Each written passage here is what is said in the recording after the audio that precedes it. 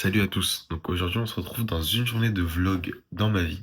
Donc aujourd'hui, au programme, on a pas mal d'appels avec des gens qui veulent rejoindre l'accompagnement. Donc je vais voir si jamais ils sont qualifiés pour nous rejoindre, si je vais pouvoir aller leur amener des gros résultats, leur faire passer un step dans leur photographie. Et ce soir, on a un petit shooting avec mon client fidèle Esteban. Et du coup, on va aller ensemble dans un café faire un petit shooting au flash pour justement alimenter un peu son Instagram. Donc ça va être très sympathique et vous allez me suivre aujourd'hui dans cette journée. Donc voilà, ma vue la plupart du temps, c'est pas un shooting. Ma vue la plupart du temps, c'est le petit triple screen et les shootings, c'est une petite partie de la vie des photographes.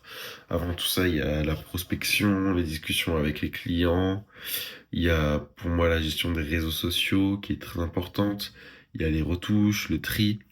Donc en vrai, peut-être que 10%, même moins de mon temps, je le passe en shooting. Mais la plupart du temps, en fait, il y a plein de tâches qui sont très cool à faire aussi, mais qui sont un peu des tâches de support qu'on fait autour de nos shootings, quoi. Ok, bon. Début d'après-midi, on sort d'une bonne série de travail, quelques appels, pas mal de travail sur des modules de formation pour l'accompagnement. Et là, on a chargé le flash, on est en train de charger les batteries de l'appareil pour le shooting de ce soir. D'ailleurs, si jamais vous aussi vous voulez devenir photographe pro comme moi, d'ici quelques mois, n'hésitez pas à cliquer sur le premier lien qui est dans la description. En gros, il y a une vidéo où je vous explique tout de A à Z sur ma méthode pour devenir photographe et comment je peux vous aider à devenir photographe. Du coup, le matériel est prêt, tout est dans le sac Wandered. Et du coup, je me suis fait une petite marche de 1 heure, là on va au shooting. Comme ça me fait un peu de sport avant d'aller au shooting. Et je serai bien prêt pour prendre des masterclass pour Esteban. Ok, donc bien arrivé sur le lieu du shoot, au flash, avec mon gars. Il est un peu froid, parce que c'est ça le métier de modèle. Nous les photographes, on n'est pas beau, mais au moins on a chaud. C'est ça qui compte. Hop. Bon, pas trop le temps de vous filmer, mais on a eu un peu de chance avec la lumière. Je vais serrer, On voilà, a eu un bande peu de de chance. Zabimi. Bon, les gars, si vous voulez un petit avant-première des rendus du shoot. Voilà un peu les petits rendus qu'on a pu avoir. On a fait du flash, pas mal. Bon, on est sur une jeune fin de shooting. Pas trop diète, mais bien se reposer après l'effort sous la pluie et tout. Un petit avis sur le shooting. Voilà, c'est l'avis sur le shooting. Là, dis-toi, hein. Je kiffe moins que les photos, alors que j'en avais tellement besoin. Les photos, frérot. Je suis complètement rétamé. Je pense que je vais vous mettre les résultats du shooting un peu plus tard, du coup, dans la vidéo. Et je vais essayer d'un peu plus vous apporter de valeur quand même, parce que, bon, jusqu'ici, j'ai pas eu le temps de beaucoup vous parler. En tout cas, pour résumer un peu le shooting, on faisait un shooting sur les toits des Galeries Lafayette, parce qu'on avait vu qu'il pleuvait. Et on s'est dit que ça pouvait être cool d'avoir un shooting, du coup, avec la pluie en extérieur, en t-shirt. Ça pouvait rendre un truc assez stylé, vraiment avec un mood très très très spécial. Et en fait, on a eu énormément de chance. Sur la fin du shoot, il y a eu un coucher de soleil incroyable. Je vais vous mettre des images du coup plus tard. Mais ça a fait vraiment des images 10 sur 10. Je m'attendais pas à ça. Je m'attendais plus à des 9, 8 sur 10 pour tout le shooting. Mais là, il y a eu quelques photos vraiment que je considère comme des 10 sur 10. Bien sûr, par rapport à mon échelle à moi, par rapport aux photos que j'ai l'habitude de prendre. Parce que c'est pas tous les shootings où il y a forcément des 10 qui sortent. Donc là, je suis vraiment super content. Du coup, ce que j'ai fait, c'est que j'ai shooté au flash en extérieur en fin de journée. Donc, pour vous expliquer un peu techniquement comment j'ai fait, en gros, j'ai exposé sans allumer le flash pour que en fait, l'arrière-plan soit un peu sous-exposé, mais qu'on le voit quand même. Ensuite, j'ai mis en place le flash, donc en l'allumant, en le mettant en automatique TTL, pour qu'il vienne compenser, pour bien exposer mon modèle Esteban. Et du coup, ça donne un effet en fait où le modèle ressort vraiment beaucoup, mais où on voit quand même l'arrière-plan derrière, qui vient quand même rajouter le décor autour, mais sans qu'il ressorte autant qu'en lumière naturelle. Oh là, ma lumière, elle a fait une dinguerie. Mais du coup, c'est pour faire, c'est vraiment une manière de jouer au flash en extérieur que j'adore utiliser, parce que je déteste en fait avoir que mon sujet. Moi, j'aime vraiment beaucoup avoir mon arrière-plan toujours qui vient créer un décor autour de mon sujet. Ok, donc deuxième jour du vlog. Aujourd'hui, je sais pas si je vais vous emmener dehors, mais en tout cas, je vais vous montrer un peu comment les retouches avancent. J'ai profité des retouches pour tourner un peu de module de formation pour l'accompagnement, parce que je devais leur montrer certains trucs par rapport au workflow de retouche. Donc si vous voulez avoir mon workflow complet, il faudra passer de l'autre côté. Mais en tout cas, voilà où on en est. J'ai fait une première partie du tri des photos. Donc voilà à peu près ce qu'on a fait.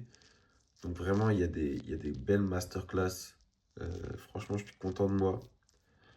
Je vais vous en montrer une petite avant d'avoir vraiment fait les retouches. Mais bon, voilà, on en est là, quoi. Donc c'est vraiment pas mal. Sinon, on en a fait quelques-unes à la fin, à l'intérieur, grâce à la gentille gardienne qui nous a laissé passer, alors que c'était fermé pour passer à l'endroit où on fait les photos aux galeries. Donc franchement, très content. Donc j'avance sur les retouches et je vous montre un peu comment ça avance. J'ai pas montré beaucoup de plans du shooting pendant ce vlog, mais franchement, j'avais pas trop le temps. On était un peu en rush pour le coucher de soleil. En plus, il y avait la météo et tout qui était pas favorable au début. Mais du coup, pour résumer, c'était vraiment un shooting incroyable. J'ai fait les retouches assez rapidement en utilisant mon workflow habituel.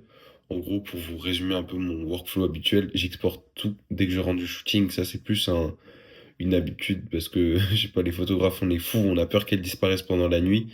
Mais en soi, ça, c'est pas un problème. Vous pouvez exporter le lendemain ou dès que vous avez fait les retouches. Ensuite, une fois que c'est exporté, j'ai fait un premier tri où juste je trie en fonction de, comment dire, de techniquement si la photo me plaît ou pas. C'est-à-dire si elle est nette, si elle est bien exposée, si le modèle fait pas une pose comme ça de débile, quoi. Et du coup, là, je vais juste mettre le drapeau sélectionner ou rejeter. Et du coup, sélectionner, rejeter. Et en gros, je fais ça pour toutes mes photos. Ensuite, une fois que j'ai toutes les sélectionnées et toutes les rejetées, bah, je sélectionne que les sélectionnées.